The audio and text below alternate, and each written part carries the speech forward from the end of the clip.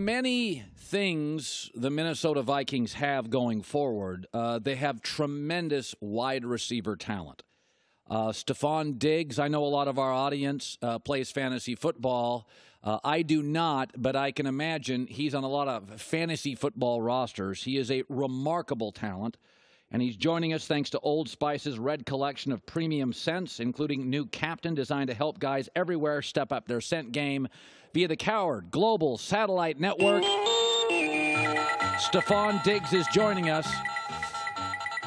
So, first of all, let's just forget about the Minnesota-Philadelphia game. It's hurtful. It was awful. You guys were flat. It happened, Stefon. It's just one of those bury-the-tape games. But I do want to ask you about Philadelphia's secondary, Stefon. Is it talented? How is the Eagles' secondary, personnel-wise, in your opinion?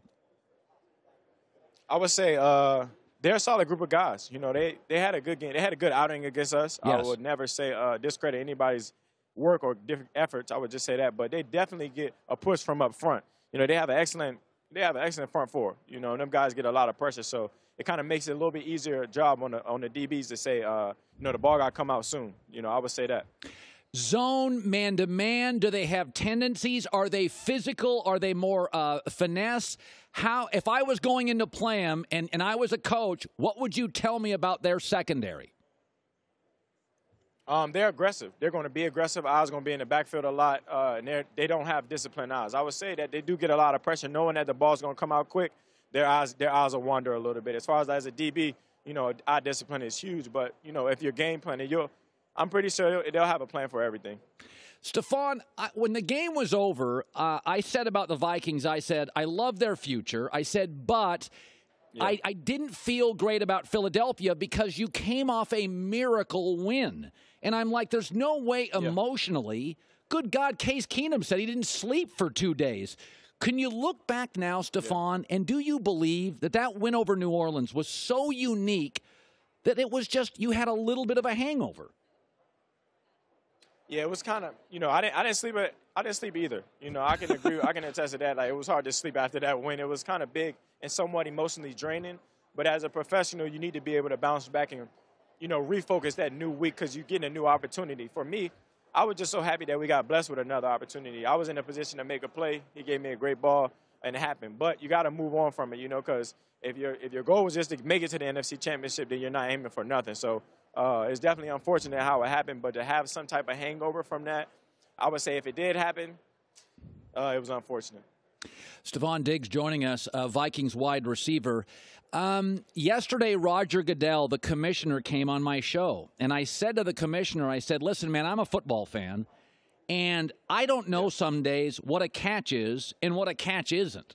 Like, it confuses me as a fan and as a media member. Stefon, as a wide receiver, do you believe the catch rule needs to be tweaked, or are you okay with it? From my standpoint, I would say, if it's talks of things being in conversation about the catch rule, that means obviously needs to be some type of, bar or some type of foundation on this is a catch and that's it. Because you can imagine how hard it is for a referee to be at whatever angle and see the ball move or see X, Y, Z and have to make a decision in a split second. It's definitely tough on both ends. As a receiver, my hopes are, if you get your hands on the ball, you get 2 feet, it's a catch. That's it. Yeah. But, it'll definitely be a little bit more difficult than that. But if it's in conversation, hopefully some things happen where as though we all can be at peace on what's a catch and what's a not. Because, we all like seeing touchdowns and, doing all that and plays being made. We don't want to have to take everything to review. Okay, so the Vikings are in an interesting spot. Sam Bradford's talented, but he's been hurt. Teddy Bridgewater and Case Keenum. You're not going to keep all three. That wouldn't make sense financially. Mm-hmm. And, my takeaway is that the organization drafted Teddy Bridgewater high because he's their guy. And Case Keenum had a hell of a year, but you'd have to pay him a lot. I would choose Bridgewater. That's my takeaway. Teddy, they're all talented. Where do you think your team goes on its quarterback spot? I think it's a good position to be in, considering the fact that, there's other teams in the NFL who are trying to find a quarterback, who are trying to draft a quarterback or go get a quarterback. But for us, we have talent here that we're trying to figure out what we want to do. that's above my pay grade just a little bit, and I won't be making the decision. But for me, you know, I'm gonna be happy. Those are all my guys. You know, I've caught passes from all of them, so I feel comfortable with whoever they throw back there. You know, hopefully it works out for the best for all the men we got. But you know, we don't live in a perfect world. Okay, finally, Stefon, I've heard players say this. When they have a heartbreaking loss, they can't watch the game. Yeah. After losing to Philadelphia that way, can you watch the Super Bowl, or are you just turned off by the whole thing emotionally and you're just going to go out and have a good time with your friends? No, I watched our game like 4 or 5 times, just to see, like, where did it break down and, like, where did it happen at, and the things that we could have did to do better. Like, I like to challenge things, like, well, take things head on, I would say. You know, that was a loss. Very disappointing, but there's nothing that you could do about it. I'm more so about positive energy and moving forward. So I'm going to definitely watch the Super Bowl. I watch the Super Bowl every year.